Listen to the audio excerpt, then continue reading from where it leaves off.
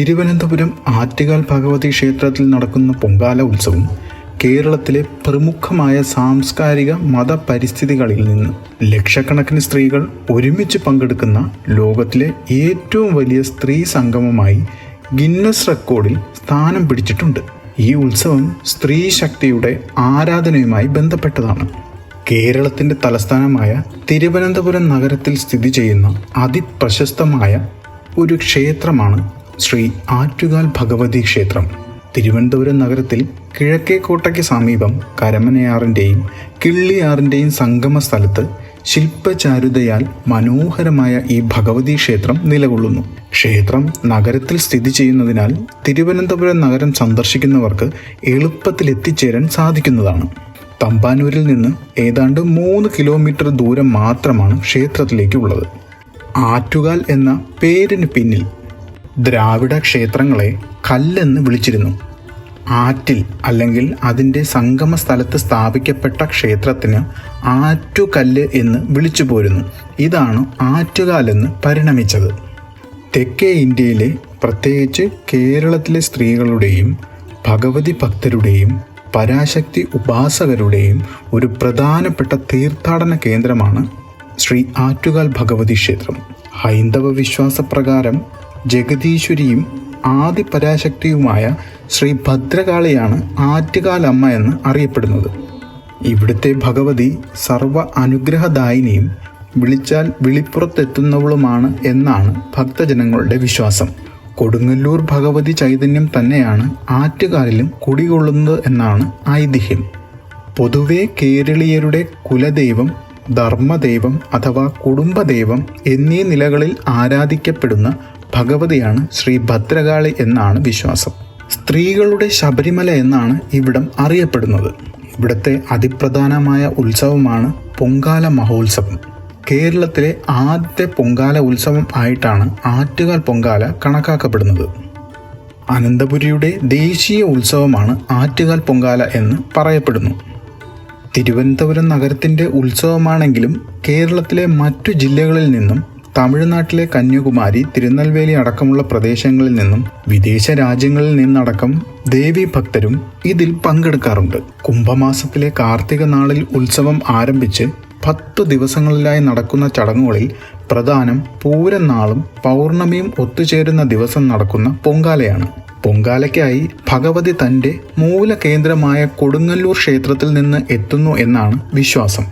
അന്നേ ദിവസം ക്ഷേത്ര പരിസരത്ത് നിന്നും ഏകദേശം 10 കിലോമീറ്ററോളം റോഡിന് ഇരുവശത്തും പൊങ്കാല അടുപ്പുകൾ കൊണ്ട് നിറയും.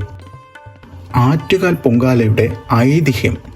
ആറ്റുകാൽ പ്രദേശത്തെ ഒരു മുഖ്യ തറവാടായിരുന്ന മുല്ലവീട്ടിൽ തറവാട്, അവിടുത്തെ ഭഗവതി ഭക്തനായ ഒരു കാരണവർ ഒരു ദിവസം കിള്ളിയാറ്റിൽ കുളിച്ചുകൊണ്ടിരുന്നപ്പോൾ ഒരു ചെറിയ പെൺകുട്ടി വന്ന് തന്നെ ആറ്റിനക്കരെ ഒന്ന് എത്തിക്കാമെന്ന് ചോദിച്ചു. നല്ല ഒഴുക്കുണ്ടെങ്കിലും തൻ്റെ മുതുകിൽ കയറ്റി ബാലികയെ മറുകരയിൽ എത്തിച്ചു. അദ്ദേഹത്തിൻ്റെ വീട്ടിൽ കൊണ്ടുപോയി ഭക്ഷണം കൊടുത്ത് ബാലികയെ വീട്ടിൽ താമസിപ്പിക്കാമെന്ന് വിചാരിച്ചെങ്കിലും പെട്ടെന്ന് ബാലിക അപ്രത്യക്ഷയായി. അന്ന് രാത്രിയിൽ കാരണവർ കണ്ട സ്വപ്നത്തിൽ സാക്ഷാൽ ആദിപരാശക്തിയും പ്രപഞ്ചനാഥയുമായ ഭഗവതി പ്രത്യക്ഷപ്പെട്ട് ഇങ്ങനെ അരുളി: നിന്റെ മുന്നിൽ ബാലികാരൂപത്തിൽ ഞാൻ വന്നപ്പോൾ നീ അറിഞ്ഞില്ല. ഞാൻ അടയാളപ്പെടുത്തുന്ന സ്ഥലത്ത് ക്ഷേത്രം പണിത് എന്നെ കുടിയിരുത്തണം. അങ്ങനെയെങ്കിൽ ഈ സ്ഥലത്തിന് മേൽക്കുമേൽ അഭിവൃദ്ധി ഉണ്ടാകും. പിറ്റേ ദിവസം രാവിലെ കാവിലെത്തിയ കാരണവർ ശൂലത്താൽ അടയാളപ്പെടുത്തിയ 3 രേഖകൾ കണ്ടു. തുടർന്ന് അവിടെ ഒരു ചെറിയ കോവിലുണ്ടാക്കി ഭഗവതിയെ കുടിയിരുത്തി. കൊടുങ്ങല്ലൂരിൽ വാഴുന്ന ലോകമാതാവായ ശ്രീ ഭദ്രകാളിയായിരുന്നു ആ ബാലിക എന്നാണ് വിശ്വാസം. വർഷങ്ങൾക്ക് ശേഷം ക്ഷേത്രം പുതുക്കുകയും കൈകളിൽ പള്ളിവാൾ, ത്രിശൂലം, അസി, ഫലകം എന്നിവ ധരിച്ച ചതുർബാഹുവായ ശ്രീ ഭദ്രകാളിയെ പ്രതിഷ്ഠിക്കുകയും ചെയ്തു. ദാരികവധത്തിന് ശേഷം വേതാളപ്പുറത്തിരിക്കുന്ന രൂപത്തിലാണ് പ്രതിഷ്ഠ. ദാരികവധത്തിന് ശേഷം ഭക്തജനങ്ങളുടെ മുന്നിൽ പ്രത്യക്ഷപ്പെടുന്ന ഭദ്രകാളിയെ ഭക്തർ പൊങ്കാല നിവേദ്യം നൽകി സ്വീകരിക്കുന്നു. നിരപരാധിയായ തൻ്റെ ഭർത്താവിനെ പാണ്ഡ്യരാജാവ് അന്യമായി വധിച്ചതിൽ കോപം പൂണ്ട വടക്കും കൊല്ലത്തെ കന്യാവ് ഭയങ്കരമായ കാളിരൂപം ധരിച്ച് പാണ്ഡ്യരാജാവിനെ വധിച്ച ശേഷം തന്റെ കോപാഗ്നിയിൽ മധുര നഗരത്തെ ദഹിപ്പിച്ചു. ഒടുവിൽ മധുര മീനാക്ഷിയുടെ അപേക്ഷ പ്രകാരം കൊടുങ്ങല്ലൂരമ്മയെ ലയിച്ചു എന്നാണ് ഐതിഹ്യം. ഭഗവതിയുടെ വിജയം ആഘോഷിക്കുന്നതിന് സ്ത്രീകൾ നിവേദ്യം അർപ്പിക്കുന്നുവെന്നത് ഒരു സങ്കല്പമാണ്. പൊങ്കാല ആരംഭിക്കുന്ന സമയത്ത് തോറ്റം പാട്ടിൽ പാണ്ഡ്യരാജാവിന്റെ വധം പാടിയാണ് ഭഗവതിയെ സ്തുതിക്കുന്നത്. ഭദ്രകാളിയുടെ അവതാരമായി വടക്കും കൊല്ലത്തെ കന്യാവ് അഥവാ കർണകി സങ്കല്പിക്കപ്പെടുന്നു. ആറ്റുകാൽ പൊങ്കാലയ്ക്ക് ഭഗവതി കൊടുങ്ങല്ലൂരിൽ നിന്ന് വരുന്നു എന്നാണ് വിശ്വാസം. മകരം കുംഭം മാസങ്ങളിലായി നടക്കുന്ന ക്ഷേത്രോത്സവത്തിന്റെ 9ാം ദിവസമാണ് ആറ്റുകാൽ പൊങ്കാല നടക്കുന്നത്. പൂരം നാളും പൗർണമിയും ചേർന്ന് വരുന്ന ഈ ദിവസം ആദിപരാശക്തിയായ ആറ്റുകാൽ അമ്മയുടെ അനുഗ്രഹം ഭക്തർക്കുണ്ടാകുമെന്നാണ് വിശ്വാസം. തമിഴ് ഇതിഹാസമായ ചിലപ്പതികാരത്തിനോട് സാമ്യമുള്ള ആറ്റുകാൽ അമ്മയുടെ തോറ്റം പാട്ടിൽ വടക്കും കൊല്ലത്തെ കന്യാവ് കാളിരൂപം പൂണ്ട തന്റെ ഭർത്താവിനെ അന്യായമായി വധിച്ച പാണ്ഡ്യരാജാവിനെ വധിച്ച ശേഷം ശിരസ് ശ്രീ മഹാദേവന് സമർപ്പിക്കുന്ന ഭാഗം പാടിയാണ് പൊങ്കാല ആരംഭിക്കുന്നത്. ദ്രാവിഡ ജനതയുടെ ദൈവാരാധനയുമായി ബന്ധപ്പെട്ട ഒരു ആചാരമാണ് പൊങ്കാല. ഇത് പരാശക്തിയുടെ ഉപാസകരായ ശാക്തേയ ഹൈന്ദവ വിഭാഗത്തിന്റെ ജനകീയമായ ഒരു ആരാധനാ മാർഗമായി മാറിയിട്ടുണ്ട്. അതുകൊണ്ടാണ് കേരളത്തിലെ ദുർഗ, ഭദ്രകാളി, ശ്രീ പാർവതി, ഭുവനേശ്വരി, ഭഗവതി തുടങ്ങിയ പരാശക്തി ക്ഷേത്രങ്ങളിൽ ഇവ കൂടുതലായി കാണപ്പെടുന്നത്. ഹൈന്ദവ വിശ്വാസപ്രകാരം പൊങ്കാല ഒരു ആത്മസമർപ്പണമാണ്. അതിലുപരി അനേകം പുണ്യം നേടിത്തരുന്ന ഒന്നായിട്ടാണ് പൊങ്കാല കരുതിപ്പോരുന്നത്. പൊങ്കാല അർപ്പിച്ചു പ്രാർത്ഥിച്ചാൽ ഭക്തരുടെ ആഗ്രഹങ്ങൾ ആറ്റുകാലമ്മ സാധിച്ചു തരും എന്നുള്ള വിശ്വാസമാണ് പൊങ്കാലയിലേക്ക് സ്ത്രീജനങ്ങളെ ആകർഷിക്കുന്നത്. പൊങ്കാലയ്ക്ക് മുമ്പ് ഭക്തർ വ്രതം നോൽക്കുകയും ആറ്റുകാൽ ക്ഷേത്രത്തിൽ ദർശനം നടത്തുകയും ചെയ്യാറുണ്ട്. ചിലർ അടുത്തുള്ള ക്ഷേത്രത്തിൽ ദർശനം നടത്തി വ്രതം ആരംഭിക്കുകയും സ്വന്തം വീടുകളിൽ തന്നെ പൊങ്കാല അർപ്പിക്കുകയും ചെയ്യാറുമുണ്ട്. പൊങ്കാലയിൽ പ്രധാനമായും 3 വിഭവങ്ങളാണ് കാണപ്പെടാറുള്ളത്: ശർക്കര പായസം, മണ്ടപ്പുറ്റ്, തെരളിയപ്പം അഥവാ കുമ്പിളപ്പം തുടങ്ങിയവയാണിത്. സാധാരണയായി മിക്കവരും ശർക്കര പായസമാണ് നിവേദിക്കാറുള്ളത്. രോഗങ്ങൾ മാറുവാനും ആയുരാരോഗ്യ സൗഖ്യത്തിനും വേണ്ടിയാണ് മണ്ടപ്പുറ്റ് നിവേദിക്കാറുള്ളത്. അരിയും പയറും ശർക്കരയും മറ്റും ചേർത്താണ് ഈ വിഭവം തയ്യാറാക്കുന്നത്. കൂടാതെ കടും പായസം അഥവാ കഠിന പായസം, പ്രഥമൻ, വെള്ളച്ചോറ്, സേമിയ, പാൽപായസം, പാലട, മോദകം, ഇലയട മുതലായ ഭക്ഷ്യവസ്തുക്കളും നിവേദിച്ച് കാണാറുണ്ട്. എന്തു തന്നെ ആയാലും ഭക്തിയോടെ സമർപ്പിച്ചാൽ ഭഗവതി സ്വീകരിക്കും എന്നാണ് വിശ്വാസം.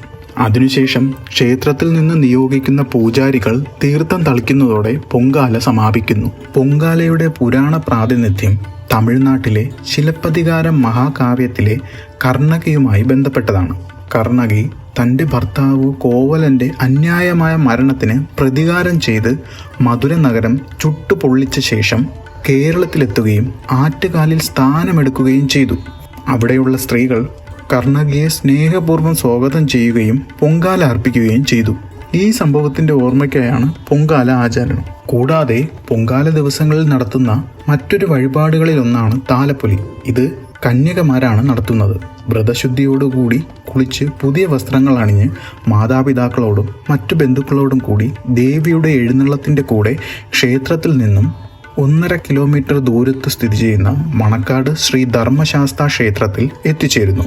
സർവ്വ ഐശ്വര്യത്തിനും രോഗബാധ അകറ്റാനും ഭാവിയിൽ നല്ലൊരു വിവാഹ ജീവിതത്തിനുമായാണ് പെൺകുട്ടികൾ പ്രധാനമായും താലപ്പൊലി എടുക്കുന്നത്. ഒരു താലത്തിൽ ദീപം കത്തിച്ച് ചുറ്റും കമുകിൻ പൂക്കുല, പൂക്കൾ, അരി എന്നിവ നിറച്ച് തലയിൽ പൂക്കൾ കൊണ്ട് കിരീടവും അണിഞ്ഞാണ് താലപ്പൊലി എടുക്കുന്നത്. അതോടൊപ്പം കേരളത്തിലെ ഭദ്രകാളി ക്ഷേത്രങ്ങളിൽ നടക്കുന്ന ഒരു പ്രധാനപ്പെട്ട അനുഷ്ഠാനമാണ് കുത്തിയോട്ടം. പ്രാദേശികമായ പല വ്യത്യാസങ്ങളും ഇതിൽ കാണപ്പെടുന്നുണ്ട്. ആറ്റുകാൽ ക്ഷേത്രത്തിലെ വളരെ പ്രധാനപ്പെട്ട വഴിപാടാണ് ആൺകുട്ടികളുടെ കുത്തിയോട്ടം. 13 വയസ്സിൽ താഴെയുള്ള ആൺകുട്ടികൾക്കാണ് കുത്തിയോട്ടത്തിൽ പങ്കെടുക്കുവാൻ കഴിയുന്നത്. കാപ്പുകെട്ടി 2 ദിവസത്തിന് ശേഷമാണ് കുത്തിയോട്ട വ്രതം തുടങ്ങുന്നത്. ദാരികനുമായുള്ള യുദ്ധത്തിൽ മുറിവേറ്റ ഭദ്രകാളിയുടെ ഭടന്മാരാണ് കുത്തിയോട്ടക്കാർ എന്നാണ് സങ്കല്പം. വ്രതം തുടങ്ങിയാൽ അന്ന് മുതൽ പൊങ്കാല ദിവസം വരെ കുട്ടികൾ ക്ഷേത്രത്തിലാണ് കഴിയുന്നത്.